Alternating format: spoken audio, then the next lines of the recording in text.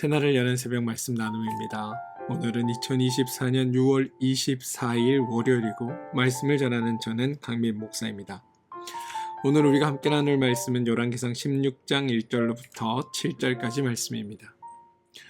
여호와의 말씀이 하나니의 아들 예후에게 임하여 바하사를 꾸짖어 이르되 내가 너를 티끌에서 들어 내 백성 이스라엘을 위해 주권자가 되게 하였거늘 내가 여로보암의 길로 행하며 내 백성 이스라엘에게 범죄하게 하여 그들의 죄로 나를 노엽게 할진즉 내가 너 바하사와 내 집을 쓸어버려 내 집이 느밧의 아들 여로보암의 집같이 되게 하리니 바하사에게 속한 자가 성읍에서 죽은즉 개가 먹고 그에게 속한 자가 들에서 죽은즉 공중에 새가 먹으리라 하셨더라. 바하사의 남은 사적과 행한 모든 일과 권세는 이스라엘 왕적 대지략에 기록되지 아니하였느냐. 바하사가 그의 조상들과 함께 자매 다르사에 장사되고 그의 아들 엘라가 대신하여 왕이 되니라. 여호와의 말씀이 하나니의 아들 선지자 예후에게도 임하사 바하사와 그의 집을 꾸짖으심은 그가 여로보암의 집과 같이 여호와 보시기에 모든 악을 행하며 그의 손의 행위로 여호와를 노엽게 하였음이며 또 그의 집을 쳤음이더라. 열왕기상 16장 1절로부터 7절 말씀입니다. 오늘 말씀은 열왕기상 16장 1절로부터 7절 말씀까지 읽었지만 16장 전체의 말씀을 가지고 말씀을 나누길 소망합니다. 여로보암이 죽자 두 번째 왕인 나답이 2년 동안 이스라엘을 통치합니다. 이때 모반이 일어나서 세 번째 왕 바하사가 24년 동안 다스리고 네 번째 왕 엘라가 2년 동안 왕위에 있습니다. 이때 또 모반이 일어납니다. 그래서 다섯 번째 왕 시므리가 7일 동안 왕이 됩니다. 그리고 다시 모반이 일어나 이스라엘 백성이 둘로 나뉘게 되고 한편에서는 디브니를 다른 한편에서는 오므리를 왕으로 삼았다가 여섯 번째 왕으로 오므리가 등극하여 12년을 다스립니다. 북왕국이 세워지고 오므리가 왕이 될 때까지 시간적으로는 불과 60년밖에 지나지 않았는데 반역은 3번이나 일어나고 왕조는 4번이 바뀌고 왕은 6번이 바뀌게 되는 게 북이스라엘의 역사입니다. 거기에 나답은 북왕국의 두 번째 왕입니다. 그때 남왕국은 세 번째 왕이 다스리고 있었습니다. 동시에 남북 왕국이 세워졌는데 남쪽은 세 번째 왕이 다스리고 북쪽은 두 번째 왕이 다스리는 중입니다. 외형적으로 보자면 북쪽이 안정되어 보이고 왕권도 북쪽이 더 강력한 것 같아 보입니다. 나답 왕은 안정되고 강력한 자기 나라에서 어떠한 모반이 일어나리라고는 예상하지 못했을 겁니다.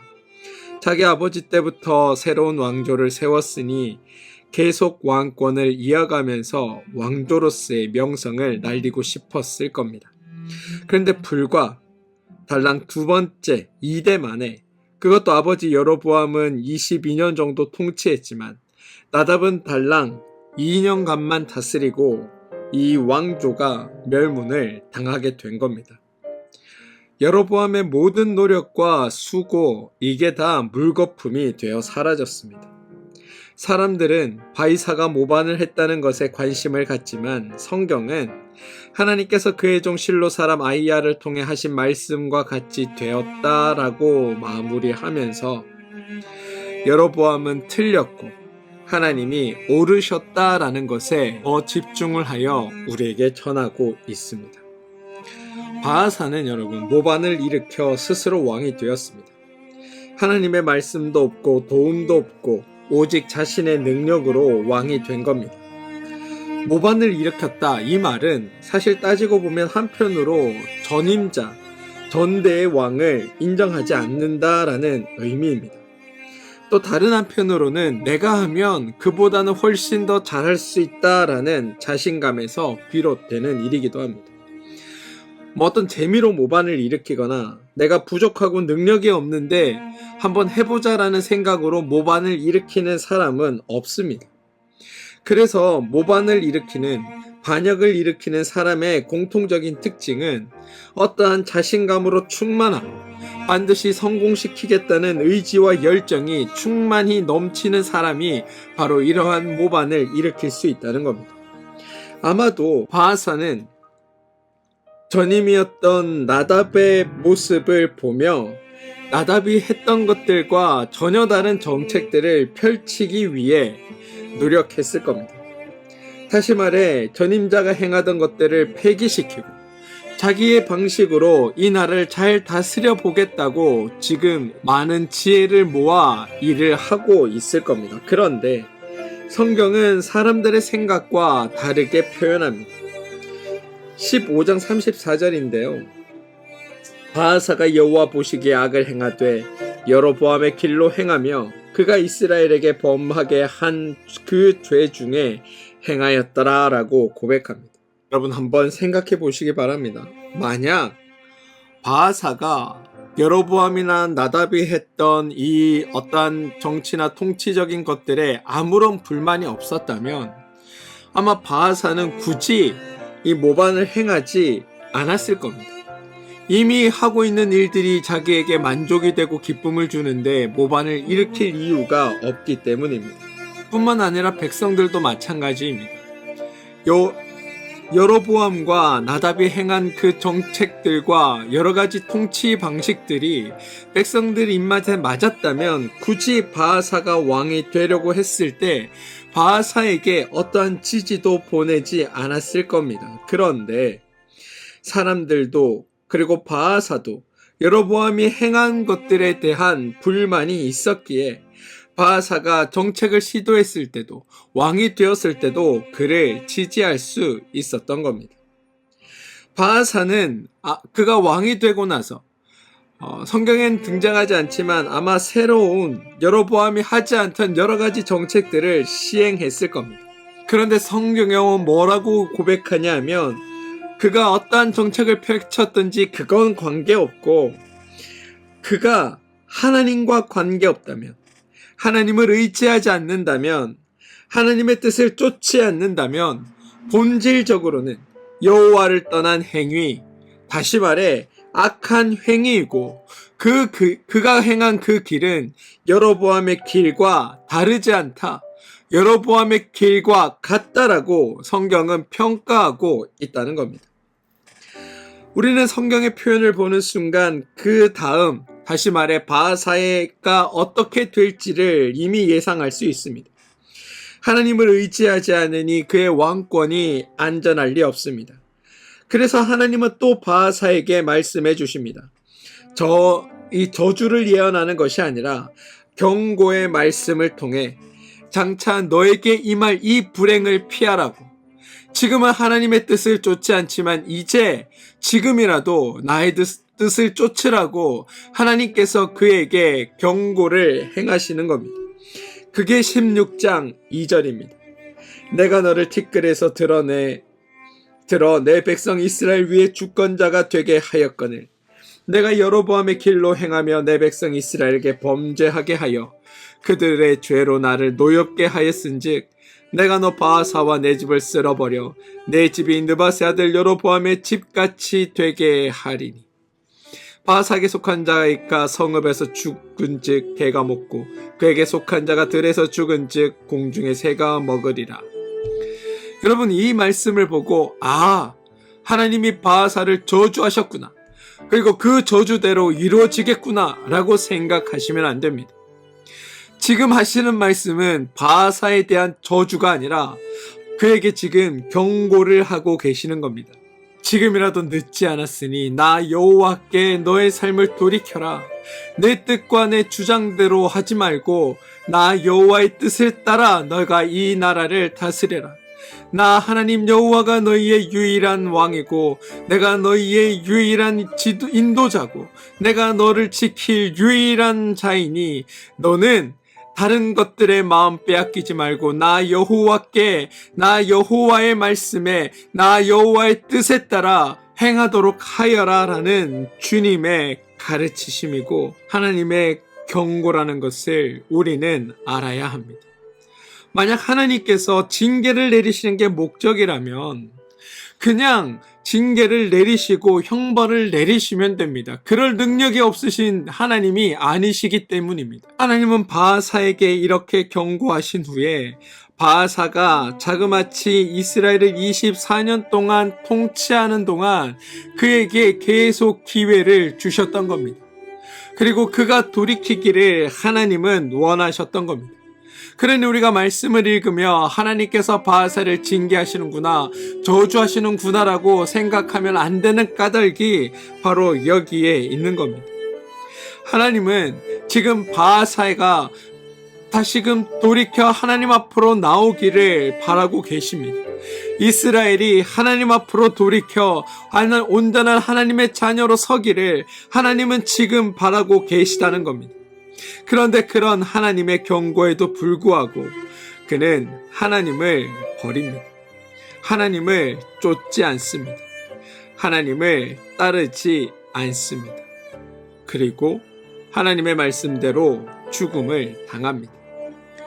도무지 배우지 못하는 죄인들의 정형적인 모습이 바로 이 바하사를 통해서도 발견된다는 겁니다. 바하사가 죽고 그의 아들인 엘라가 왕이 됩니다. 엘라는 북왕국의 초대 왕조인 여로보암 가문이 자기의 아버지 바하사의 모반을 인해 멸망당한 것을 보았습니다. 아무리 왕권이 강한들 스스로 왕권을 지키는 게 얼마나 불가능한 일인지 그는 눈으로 목격했다는 겁니다. 자기의 아버지가 반역자이기에 아마 엘라는 사람에 대한 불신을 가지고 있었을 겁니다. 그래서 엘라는 자기의 신복인 왕국 맡은 자였던 아르사의 집에서 잔치를 열었습니다. 그런데 그 집에서 자신이 믿고 세운 지휘관의 모반에 의해 죽임을 당합니다. 믿을 사람이 없어서, 다른 사람은 믿을 수 없어서 자기의 신복인 자의 집에서 잔치를 하였는데 자기가 믿었던 사람, 자기의 신복이라고 생각했던 사람, 자기가 믿고 세운 지휘관의 모반에 의해 죽임을 당한 겁니다. 16장 11절입니다. 시므리가 왕이 되어 왕위에 오를 때에 바하사의 온 집안 사람들을 죽이되 남자는 그의 친족이든 그의 친구이든 한 사람도 남기지 아니하고 바하사의 온 집을 멸하였는데 선지자 예후를 통하여 바하사를 꾸짖으신 여호와의 말씀같이 되었으니. 선대 왕조를 모반하면서 자신들은 다를 것이라고 생각했겠지만 그들의 운명도 선대 왕조와 다르지 않았습니다. 하나님을 쫓지 않고 자신들의 지혜와 자신들의 힘과 자신들의 권력을 쫓았던 이들의 최후는 같았다라는 게 성경의 고백입니다. 모반으로 시작했던 바하사 왕조도 달랑 2명의 왕과 불과 26년 만에 멸절되고 말았습니다. 분명히 여호와께서는 여로보암을 통해 경고도 하시고 여로보암을 통해 가르쳐 주시기도 했지만 바하사는 그것을 통해 아무것도 배우지 않았던 겁니다. 북왕국에서 첫 번째 모반을 행했던 바하사는 신분이 무엇이었는지 나오지 않습니다. 반면에 두 번째 모반을 행한 시므리는 엘라 왕의 신하로서 병거 절반을 통솔하던 지휘관이었다라고 성경은 이야기합니다.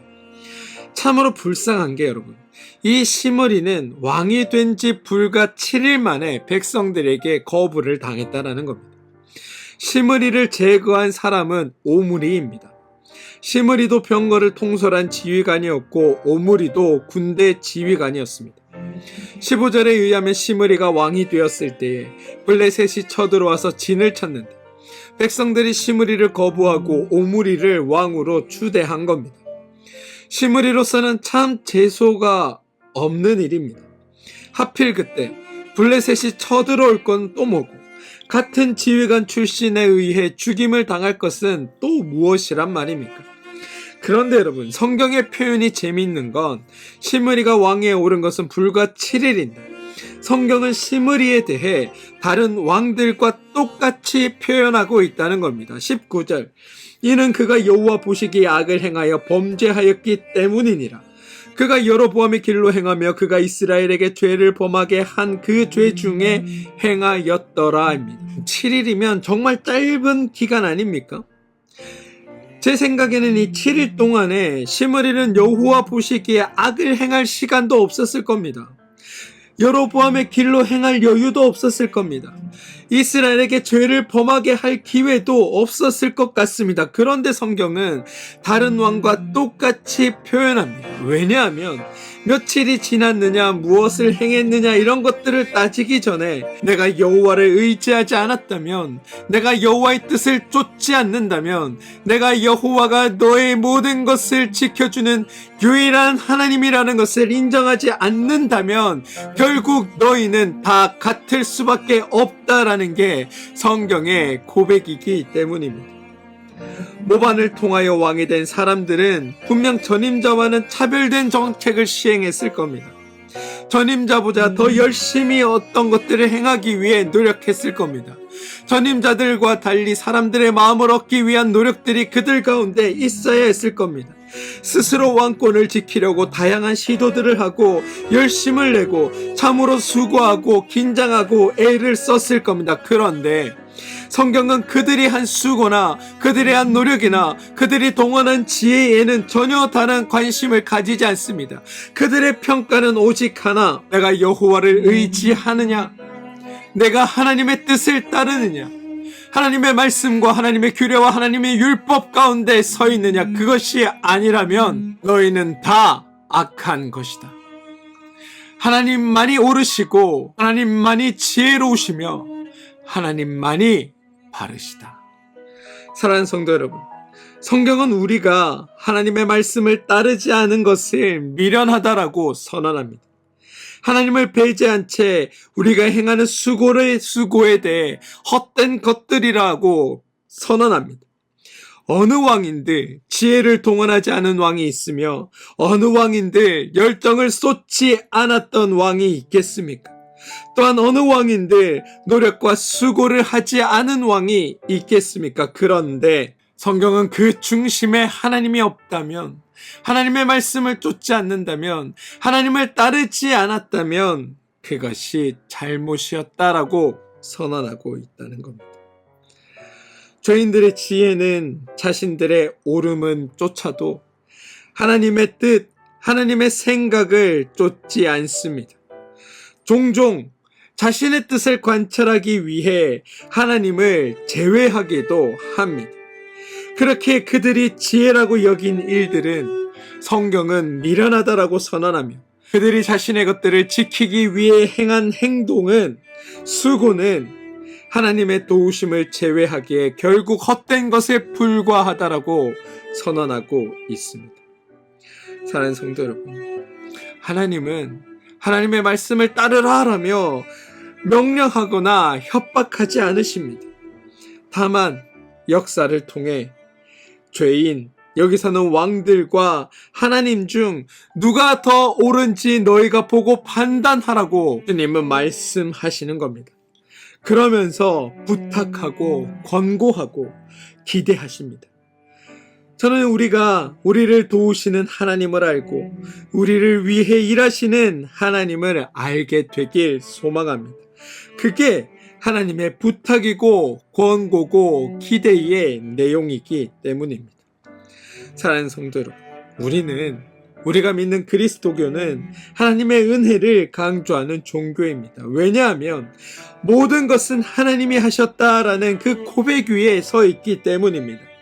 내 지혜, 내 열심, 내 충성이 아니라 하나님의 은혜, 하나님의 인도하심, 하나님의 뜻을 따르는 존재가 바로 우리라고 성경은 우리에게 말하고 있습니다. 그리고 주님을 우리가 온전히 따를 때 하나님의 열매가 우리에게 주어진다라고 성경은 수많은 가르침들을 통해 우리에게 이야기하고 있는 겁니다.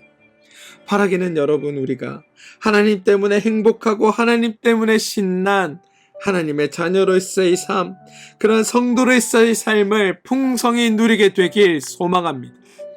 이렇게 수많은 반면 교사들의 우리 눈앞에 있음에도 불구하고 여전히 그들의 길을 따르는 어리석은 자리로 가지 마시고 하나님의 뜻, 하나님의 마음, 하나님의 말씀을 따름으로 인하여 여러분 삶을 더욱더 복되고 아름답게 만들어 가시는 여러분들 되시길 주님의 이름으로 축원드립니다. 함께 기도하겠습니다. 주님, 무엇을 하던 하나님을 알지 못하면, 하나님을 배우지 못하면, 하나님을 따르지 못하면 그것 모두 악을 행하는 것이라는 성경의 고백을 그냥 하는 이야기로 넘기지 않는 지혜를 우리 가운데 허락하여 주시옵소서. 우리 삶의 주인 되시고 우리 삶의 주관자 되시는 하나님의 뜻을 쫓는 우리들이 되게 하시고, 하나님의 보여주심을 보고도 알아차리지 못하는 어리석은 존재들이 되지 않게 하시고, 온전히 하나님을 따름으로 풍성한 은혜를 누리는 그런 존재들이 우리 모두가 되게 하여 주옵소서. 예수님의 이름으로 기도합니다. 아멘.